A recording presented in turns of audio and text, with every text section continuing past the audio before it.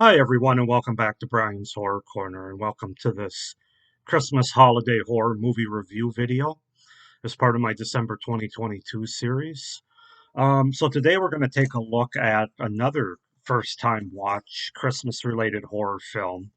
Um, this is a movie that I've heard people talk about over the years and wanted to check it out for myself, so I just recently added it to my collection, and that is from 2003, the movie Dead End.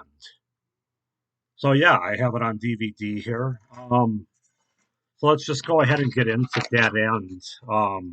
So this movie's interesting. Dead End's actually a 2003 French horror film written and directed by Jean Baptiste Andrea, and Fabrice Canepa. So it's a French film, but it's all American actors and actresses that are in it. So it's not subtitled or anything. You don't have to worry about that. I think it's a French horror film because it was written and directed by a French filmmaker, this Jean Baptiste Andrea. So basically, it tells the story of a dysfunctional family who finds themselves on a never-ending road in the middle of a forest during a routine drive on Christmas Eve while under pursuit by a mysterious hearse and a woman dressed in white. So that's basically the gist of this movie. So we open driving on Christmas Eve with his family. Frank Harrington decides to take a shortcut through a remote location. In the car with him, his wife Laura, his son Richard, his daughter Marion, and her boyfriend Brad. It is night, and as Frank drives, he begins to fall asleep at the wheel, only to be woken by the screams of his family, warning him of an oncoming vehicle. He narrowly avoids the vehicle, and after an inspection of his car, continues to drive. Confused, Laura questions her husband as to why he didn't take the usual route to her mother-in-law's house. He claims he was bored and fancied a change. As the siblings bicker, Frank abruptly stops the car, claiming he saw a young woman dressed in white in the forest. The woman appears at Frank's window holding a baby. Marion sees how distressed the woman appears to be and, realizing that she needs help, offers to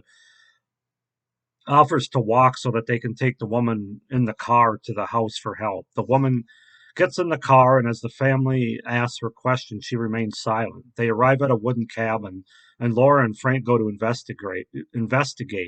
Brad begins questioning the woman and telling the woman his plans to propose to Marion. Meanwhile, Marion walks along the road to catch up with the family and rehearses how she plans to break up with Brad. The woman tells Brad the name of her child, Amy, and passes her to him.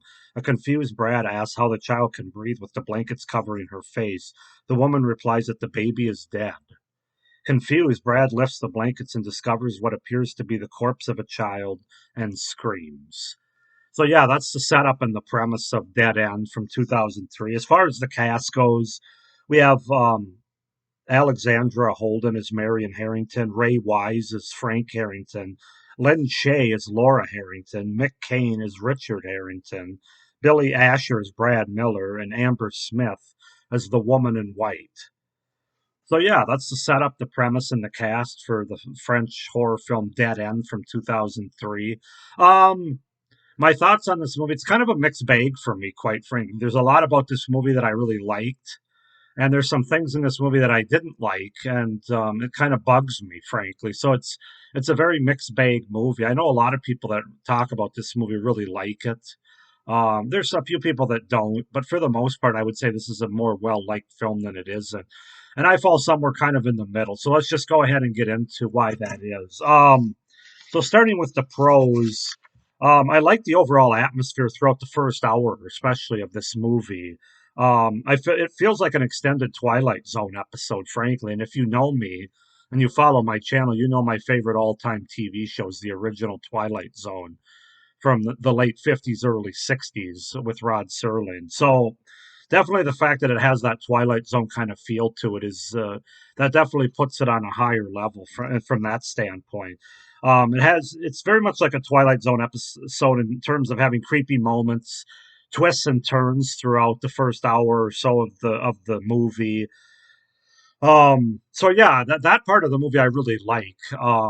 The sort of Twilight Zone feel and atmosphere that this movie has.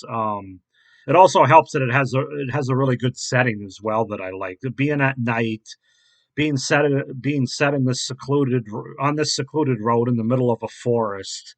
And just those camera angles and those images you get through the characters who are driving. You see the dark road in front of them. You just know something's going to show up there. I'm a big fan of those type of movies, whether you want to call it like road horror, or just like secluded horror night, being at night and not being able to see everything too well on the road. That really works for me. So I really like the setting of this movie in addition to the atmosphere. Surprisingly, I really like the performances in this movie. Most notably, Ray Wise and Lynn Shay, who, as the parents of this family, they felt real to me. They felt like real parents who were married, a real couple. Um, they felt really invested in the story and in their characters. Those two performers did. Also, I thought the side performers were good too for what they had to do, like Alexandra Holden and even Mick Cain. Even though I have issues with his character, but we'll get into that when we get into the cons. But yeah, I thought they did well. But really, Ray Wise and Lynn Shay are what separate this movie and make it different than other sort of early 2000s teen horror movies, if you want to say. So yeah, I definitely the performances are a standout in this movie. It's also a very well written movie with solid dialogue between the family members for the most part. Um, this movie is interesting because while it's sort of a horror slash thriller movie, there's also a lot of like family drama kind of things going on here. You have very flawed family characters, from the mom and the dad to the siblings. And there's definitely some dramatic moments between each of the characters within the family. Things are revealed, things they've been hiding from their for other family members, and so um, where was I going with this? But yeah, no, I guess just talking about how well written this movie was, again, especially for an early 2000s horror movie. I'm going to beat that drum a little bit here. Um, there's some really well written dialogue between the family members as it relates to those dramatic moments and scenes that we get. It's definitely not your typical teen horror movie from the early 2000s. That's kind of the main takeaway I'm trying to get at here. Um, there's some pretty effective death scenes in terms of your imagination and just showing enough for the viewer to believe the deaths and what's going on. This isn't an overly gory or bloody movie in terms of what they show. In terms of actually seeing the deaths, it's more of the result of these deaths that you get and that are shown. The gore here is more implied than it is shown. In other words, they show you just enough of the gore, whether it's like the back of a character's head, and the result of their death from that, or like a bloody, gory arm sticking up. You don't actually see the whole body, um, but it's effective enough for what it is because of just because of the movie allowing you to use your imagination and just showing enough of that gore. But it's definitely not a gory or bloody movie. So if that's what you're looking for, you'll be disappointed with this one.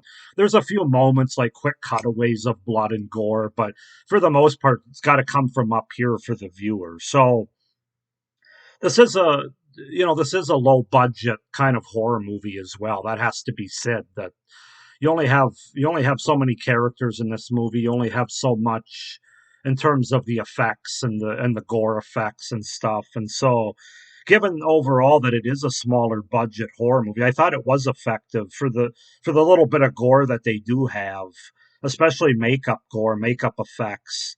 As it relates to the family members' injuries or deaths, I thought it was pretty effective for that being a low budget horror movie. So yeah, that's definitely a pro. I also thought that this movie's interesting because they don't call it a horror comedy, but certainly it is a horror comedy. There's definitely an aspect of this movie's kind of down into thirds. You have like the horror thriller aspects, mostly with this movie, I would say through the atmosphere and just sort of the setting. You have the sort of the family dramatic aspects of the movie, as I was talking about with dialogue and family members revealing things to the rest of the family throughout the movie that comes out during this difficult time for him. And then you have a comedy aspect of the movie. And that kind of caught me off guard because I wasn't expecting this movie to have as much obvious comedy as it does. But I have to say, I would say 75 to 80% of it worked pretty well, at least for me, as far as the comedy goes. Um, Yeah, I thought it was well balanced. The comedy aspects of the movie, especially by one character, and that's going to be the mother character, Laura Harrington, played by Lynn Shay. I thought it worked the best of all the characters. Um, just because when she kind of has a nervous breakdown midway through the movie, when she sees a couple of her family members being killed, or seeing the results of them being killed, their bodies and stuff, she just kind of goes full on nut job, basically. And she does such a great job with it, with her performance, how it's written, that character. So that's where I got most of the comedy out of, quite frankly, was Lynn Shay's character. As she kind of, because she just, once she reaches a breaking point and goes past it, she just plays everything straight.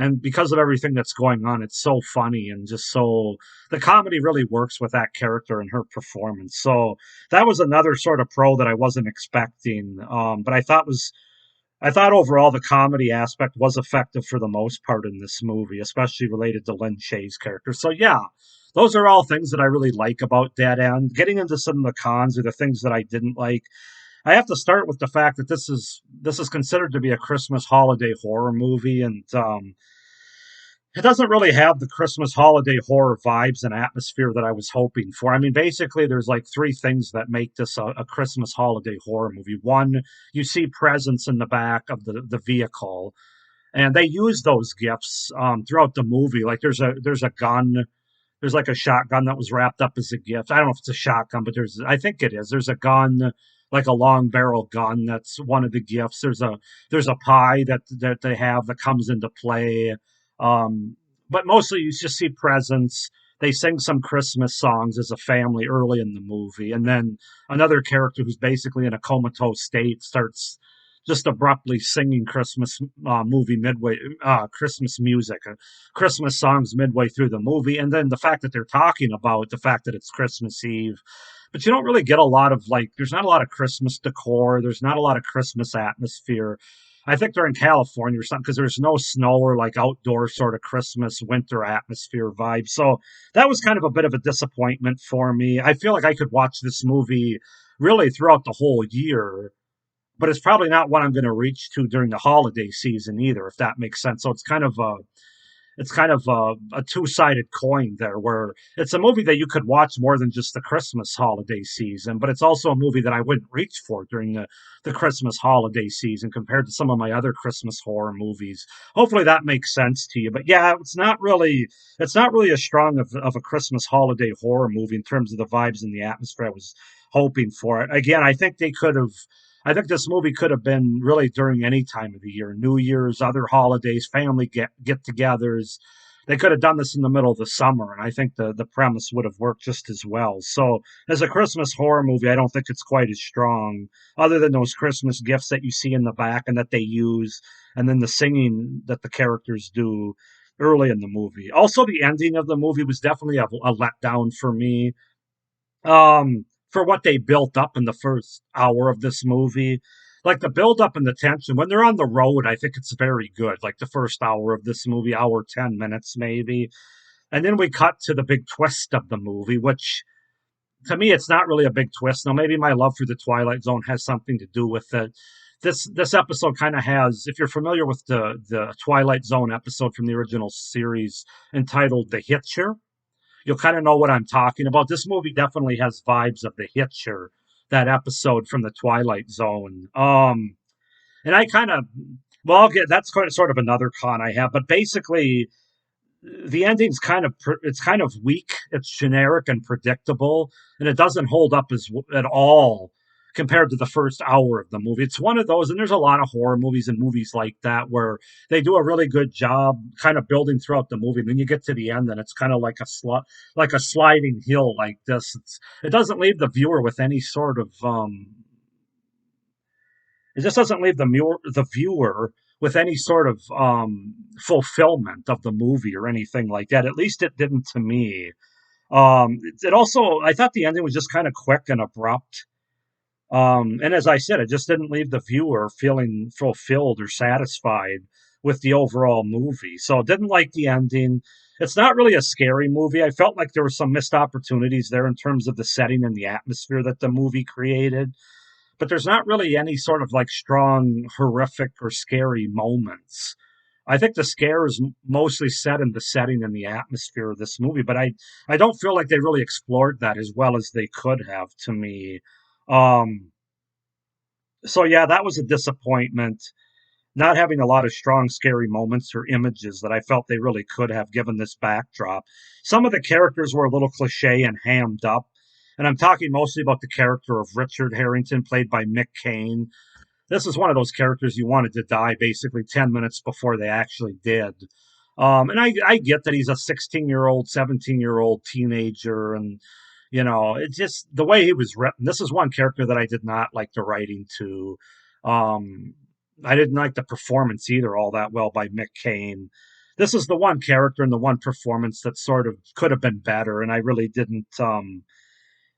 It just didn't work for me. The son of Richard, who is the least strong character in the movie, both in terms of acting and character writing. And then finally, my final con is it kind of has this big twist, like we're supposed to be blown out of the water by it, like a lot of horror movies try to do it post 2000s. But I had the twist basically pegged 10 minutes into the movie. Now, that's not necessarily the movie's fault. Like I said, I watched a lot of Twilight Zone episodes, and Twilight Zone has a lot of twists, which is one of the things I loved about that show. But unfortunately, this movie kind of suffers because of it. Yeah, the twist was not a surprise for me. It didn't blow me away. I kind of had it pegged 10 minutes into the movie, as I said. And as a result, it kind of makes the movie less engaging for me because even though I knew the way that it was going, I knew how it was going to end, sort of the twist of it. It still was kind of a disappointing ending, even with that. I thought they could have did a better job. Even having a viewer like me that kind of pegged the twist shortly into the movie. Hopefully that makes sense. So yeah, Dead End is a very mixed bag for me. I'm going to give it a 7 out of 10 as far as the Christmas holiday horror movie goes. I think it probably would rank a little high as just a regular horror movie. As I said, it really didn't stick the landing, and both in terms of the horror ending and in terms of the Christmas holiday atmosphere that I expected this movie to have, and it just didn't. But the performances were good. The road horror aspects, the at night and atmosphere and tension was good, even though it wasn't scary. And I love the Twilight Zone sort of feel to it. It did a lot of things well, just not well throughout the whole movie. So that's why it's a mixed bag. So 7 out of 10 for Dead End from 2003. Go ahead and comment down below, guys, what you guys think of Dead End from 2003. If you've seen it, what your thoughts are. Do you like it more than I do, less than I do? Why not? Please like this video and hit the little notification bell down below so you don't miss any of my upcoming reviews for this series. And please be sure to subscribe to my channel as well so you don't miss any of my great horror content. Not just the rest of this series, but what I have coming up for 2023. Basically, have the first 6 months already planned out. So, hope you enjoyed this review. Hope everybody's having a good holiday season, but stay scared. Bye.